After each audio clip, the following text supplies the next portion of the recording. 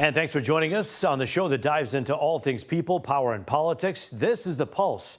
I'm Roop Raj. The news cycle has been moving so fast under this administration, but the last few days it has been moving at light speed. So toss that phone aside and buckle up. We have a lot to cover, and we'll start with this. So much to unpack. We're taking your questions to Oakland University political science professor Dave Dulio, and state lawmakers Jim Runstead and Jason Morgan debate the big headlines.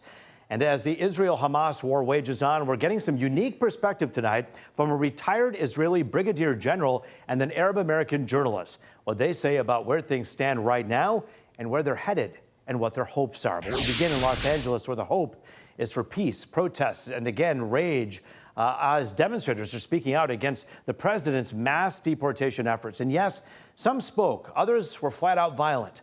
It's always interesting when two sides frame the same event differently. It's both. There are some who are protesting peacefully. There are others who are taking the wind out of the sails of those peaceful protests by destroying parts of their own city. And then there's the question as to whether President Trump's orders to bring in the National Guard has helped control the simmering problem or made it worse. We'll get into all of that in about 10 minutes. And we know several have been arrested, and National Guard troops are joined by Marines as they try to keep the peace at this hour. And tonight, we're getting a look at possible use of force rules drawn up by the Pentagon as the Marines respond to those protests. So here's what we know so far. Troops will be armed with their normal service weapons, but they will not carry tear gas. They also aren't allowed to fire warning shots, with the Pentagon basically saying they need to de-escalate a situation wherever possible. But they are authorized to act in self-defense. President Donald Trump said this step needed to happen. But people in Los Angeles aren't happy the troops are there.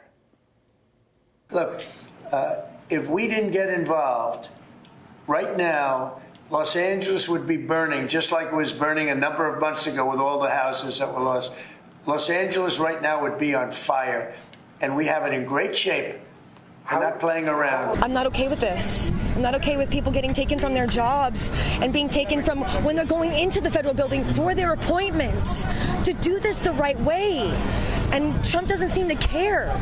And it's not right. I'm not even like a Democrat or a Republican. I identify myself as an independent, but I can't see how this is right.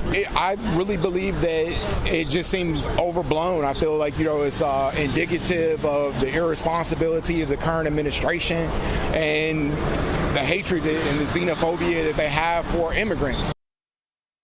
Well, quick reality check before we move along. You might have seen people citing a Craigslist post as proof that protesters in Los Angeles were paid to take part. Well, here's the thing. The post is a prank. The post called for the toughest people in Los Angeles, claiming it would only be activated when the situation called for it. But the post is fake. It was posted by a new prank show podcast as bait. And the host actually called and spoke with people who responded on a live stream of the show on Friday. The person who posted it saying he had no idea it'd be connected to these protests, calling it just a weird coincidence. Los Angeles has dominated our show the last few days and really dominated the headlines across the globe, and for good reason. There's so much going on, so let's pick up the pace and run through some of the other big stories filling our newscasts right now. Health and Human Services Secretary Robert F. Kennedy Jr. removed every member of the CDC's Vaccine Advisory Committee. He's pledging to replace them with his own picks. Doctors and health groups are criticizing the move. Kennedy was one of the most prominent anti-vaccine activists before becoming health secretary. He didn't say who he'd appoint to the panel, but said it will meet in just 2 weeks in Atlanta. Kennedy says the move is necessary to reestablish public confidence in vaccine science. But experts say those claims are unfounded. A federal judge blocking President Trump's anti-DEI and anti-transgender executive orders and grant funding requirements. Those orders try to force recipients to stop programs promoting DEI or acknowledging transgender people even exist. LGBTQ activist groups say those orders are simply unconstitutional. The judge said the administration can't weaponize congressionally appropriated funds to single out protected communities. President Trump also announcing he's restoring the names of 7 military bases named after Confederate leaders. Those names were changed by the Biden administration. The names of Fort Bragg and Fort Benning in Georgia were already restored. The president made the announcement at a ceremony honoring the Army's 250th birthday. And that, by the way, is just scratching the surface of everything going on in the world of politics. And to help wade through everything, there's only one guy to call. Oakland University political science professor Dave Dulio, back in studio C tonight. Good to see you, Dave. Good to see you, Roop. Thanks for having me. I think you needed a break from us. We kept calling you. You said, I'm not coming on the show, and give it a little break. It's good to be back. Well, we are glad you're back because we need to unpack a lot with you. And I want to kind of begin with kind of the headlines that you saw today. Let's begin with what's going on in L.A. This is where, political talk just becomes like kind of everyday talk. I mean, people are literally on the streets saying, what's going on in LA? When you look at this situation, how do you frame it and how do you reference this in comparison to other events like this?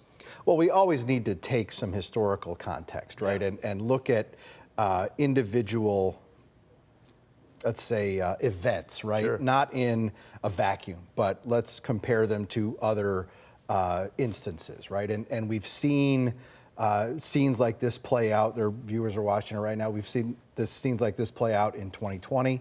There have been a lot of comparisons recently to the riot at the Capitol on January 6th, and I think that there are. It's always good to evaluate those comparisons, right? I think that you've got Democrats coming out saying that, this is Trump's going in with the National Guard here in Los Angeles. How come he didn't do that January 6th? You could spin that around and say, well, if it's, if that was really needed, then, or if you're saying this really isn't that big a deal, if this is peaceful, which in many instances clearly it's not, then what about the complaints about January 6th, right? So you can't have it both ways. I think both sides are in some ways trying to have it both ways. Well, I find it interesting because you have the president talking about it, putting the Insurrectionist Act out here and say, look, this is an insurrection. When you look at that word, that is literally a word that maybe 25 years ago no one would ever be discussing, but it is like a buzzword. What does it mean to be an insurrectionist? Because was 1-6, were those insurrectionists? Are these people insurrectionists? For me, words matter. Yeah. Absolutely. And I think we might get into this a little bit deeper with one of your viewer questions. But words like insurrection, words like rebellion, right, get used in statutes, and while when they are not salient, right, when they're not invoked, they mean something, right? Or maybe we don't care care as much about what the definition is, but they do have definitions. Insurrection, for me, the key part is trying to obstruct official government business, right? So, does that apply to January 6th? I'm sure that your guests in the next segment are going to disagree about that, just like they will disagree about whether or not there was an insurrection in, say, Portland, Oregon in the summer of 2020 when a courthouse was official, burned, right? Official government official business government business, right? And so you're interfering. Again, right? I mean, I think what we need to do is try to find some level of consistency in applying these words that are important. In other words, if it is an insurrection to interfere with Congress voting on an election, then it can also be considered perhaps insurrection to stop an ICE agent trying to do official business. This is what the politicos will be discussing. Absolutely. Here in a moment. Right. I want to get through a lightning round of questions from our viewers, and we'll just kind of take them as we come here, but we only have a few minutes. So let's begin with Dale, who's saying, hey, with checks and balances of the three branches, who checks the Supreme Court? The Supreme Court's been all over the headlines. That's a good question. They are supreme in their decision, obviously. It's an outstanding question, right? And here we are back to fundamental civics and fundamental workings of our democratic system. And, usually when I would talk to students about this, we would talk about checks coming in the form of the appointment power that the president has and the advice and consent power that the Senate has, that they check who sits on the courts, or through the impeachment process, right? But we've seen in the last dozen years or so a lot of, again, language and words about how the court has become illegitimate, right? Just because somebody disagrees with an opinion that the court gives. Sure. Now, I think we are going to see the Supreme Court here in the next couple of weeks issue at least one decision that is going to have a big impact on checking the court system, and it's the case about the birthright citizenship. But the underlying important issue there is How far can a district court judge's ruling apply? Does it apply just to that small geographic district? Or to the whole country? Or to the whole country. Fascinating. Patty, you have a question here on the Pulse. Thanks for writing in. We have things like this on the books. Why doesn't he follow them? He's talking about the Posse Comitatus Act. It's a primary constitutional and statutory law that limits the use of federal military personnel in domestic law enforcement activities. She goes on to describe it. Talk about this act. Sure, and that's clear, right? The Posse Comitatus Act is in statute. It's very clear. However, there are a lot more statutes out there, right? Title 10 of the U.S. Code talks about rebellion, and the president. It gives the power of the president. Gives the president the power to send troops in if there is a rebellion or danger of a rebellion. There's also the Insurrection Act that you mentioned, as well as an implied power in the Constitution, Article 2, that talks about it's the protective power, where it really amounts to the question of the president using the military or the National Guard as to protect the workings of government, right? To protect those ICE agents as they carry out their duties. This is fascinating, and these are great questions from all of our viewers. Listen, I want you to invite everyone who's watching. If you have a question for Dave, go ahead and hit us up at the end of this episode. You'll see a QR code. Scan that, email us. We'd like to hear from you, and we'll have Dave back hopefully in the next few days. Thanks for your time. You got it. Dave, great to see you again. We're picking up the conversation about the LA protests right after the break. State Senator Jim Runstead and the chair of the Republican Party here in Michigan, and State Representative Jason Morgan, a Democrat, debate that and more here on The Pulse.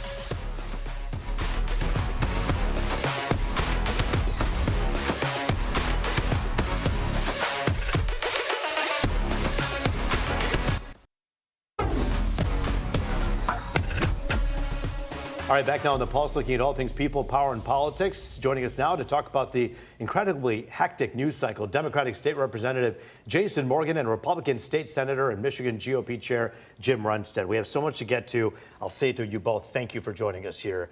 Let's begin with what we have going on here. We'll pick up the conversation where we left off with Dave. Senator Runstead, when you hear the word insurrection and you hear President Trump saying that perhaps what we're seeing here in LA could be considered that in a certain instance, is there any hypocrisy there in your mind for him to call what we're seeing in LA perhaps a potential insurrection, but not what happened on 1/6? Well, he could declare an insurrection, which he has not declared an insurrection. Those National Guard were federalized in order to protect the federal buildings and also to protect law enforcement. That's totally within his purview. And like he said, if he wasn't doing anything, the whole thing would be going up in flames. The Democrats are all in for the illegal immigrant there in, not only in California, but across the nation. They brought in, it's not 10 million. I was at the border. It's 40 million. State, federal, and local law enforcement said it was 40 million people have come in illegally. And the Democrats say, yes, bring them all in. Child traffickers, cartel members, bring them all in. And what we're trying to do as Republicans is do what the people have asked to do, and that is start a deportation of these people, starting with the criminal element first. And that is what the people want. Is the Democrats, all the Michigan Democrats want to go in buses down there and support the illegal immigration, support these riots that were going on. That's what I would describe them. They're welcome to do that because the American people have spoken. It was the #1 or #2 issue in the campaign this last cycle is immigration. They don't want the chaos. They don't want these illegals committing crimes. But if the Democrats want to stand for that and fly over to countries to support these cartel members, that's what they should be doing. Representative, I want to let you chime in here to what the senator said, but also talk a little bit about the crisis at hand here, because we do, of course, understand that Kamala Harris and Joe Biden were not doing the job when it came to keeping people at bay from the border. So many people came in until a few months before a debate when President Biden then used some of his executive action to stop the influx. Do you think that this is what the doctor ordered, so to speak? Is this what the American people ordered for control of this situation? So a lot of things. These comments, with respect, are completely insane. They are completely inaccurate. The Democrats do not want any of these things, and I think I would know at least some sense of what we're actually asking for.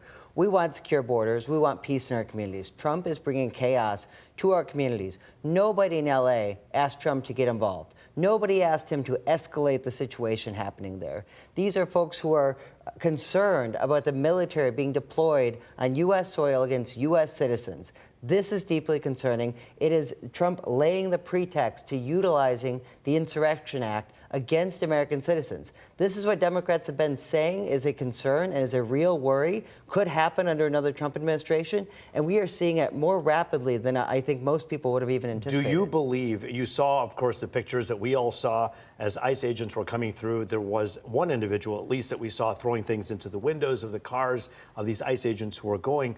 Do you believe that without the National Guard, the city of Los Angeles and the state of California would be able to peacefully handle these protesters? So I will say this, the governor, the local law enforcement, and the mayor did not ask for the Trump administration to come in. Do you believe that they would have been able to handle it without that? I do. They would have asked for help, and they would have asked for assistance if they wanted the federal agents involved here.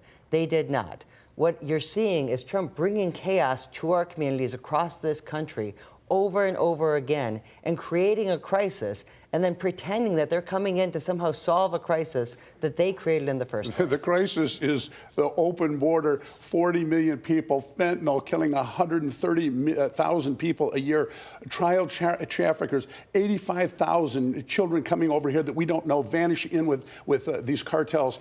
And the Democrats are okay with these. That's not chaos. Chaos is trying to get them. Then why aren't they joining? The governor would not do one thing if it wasn't for Trump. He would say, this is okay. These protests are okay. Let me ask you this. Is there a medium ground between what we're talking about here, which is open borders, everyone should be allowed in, which, as the representative is saying, no one is saying in the Democratic Party, at least here, and then the extreme on the other end, which is to call in the National Guard?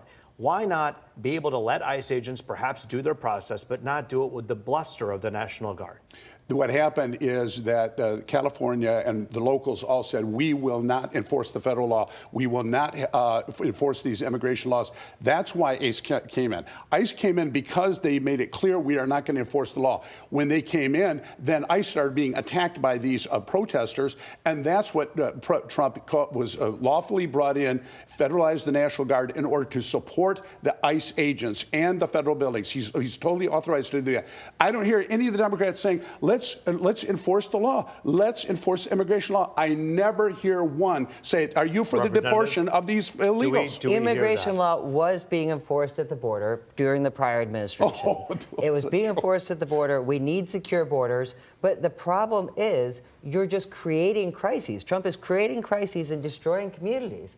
This is happening repeatedly. And Representative, and respectfully, the facts of this will show you that there was a 300-mile area known as the Swanton sector, I believe, that was basically open for so many to be able to come in. That has since been sealed. That's something that people called for. Do you believe that there is a median ground in your mind to controlling the issue and the problem, but perhaps not bringing the National Guard? Could more be done? I think if you had asked anybody over the last several decades if our immigration system was broken, they would have agreed.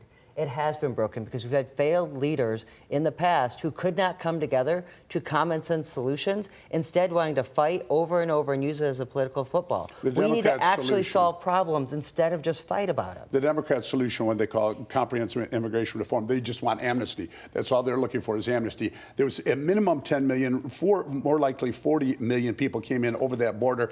And where is Jason to say it was wrong? He says, no, the border was stopped. Like all the Democrats, no, the border was sealed. Listen, it's finally sealed under Trump. Here's the bottom line right now. This is a developing story and one that we are going to keep on looking at every night. Having both of your voices here is important to all of us so that we can make educated decisions about what we're seeing on TV. So we thank you both for your time. Senator Runstead, Representative Morgan, thank you. Thank you. We are diving into the Israel-Hamas war after the break. A retired Israeli brigadier general and Arab-American journalist weigh in on the latest. You're watching The Pulse here on Fox 2.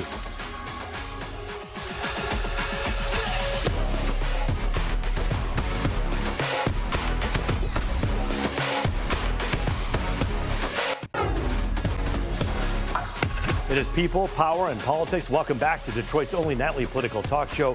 This is The Pulse. You know, the Israel-Hamas war has raged on for more than a year and a half. It's something that's impacted so many Metro Detroiters with such large Jewish and Arab American populations. And tonight we're getting unique perspective on the war from a retired Israeli Brigadier General and the founder and chair of Israel's Defense and Security Forum talking to The Pulse, as well as an Arab American journalist and political analyst. We started by asking both of them about their thoughts on where things stand with the war and where they're headed. We are in a very defining moment in the war. At this stage, Israel defeated Hezbollah in the north. Due to this defeat, also Syria regime fell, and we see these changes in Syria.